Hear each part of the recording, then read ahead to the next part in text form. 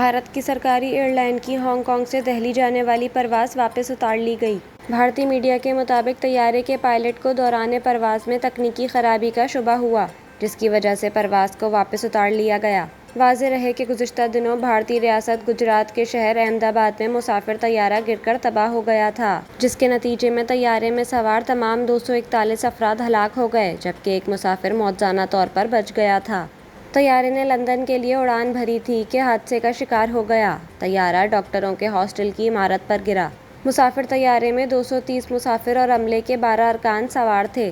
खबर एजेंसी के मुताबिक हादसे के शिकार तैयारे में 169 भारतीय, 53 भारतीय, एक कैनेडियन और एक पुर्तगाली मुसाफिर सवार थे, जबकि 11 बच्चे भी मौजूद थे। भारतीय मीडिया के मुताबिक मुसाफिर तैयारा जिस हॉस्टल पर गिरा है, इसमें मौजूद 3 डॉक्टर हलाक जबकि 45 जख्मी हो गए।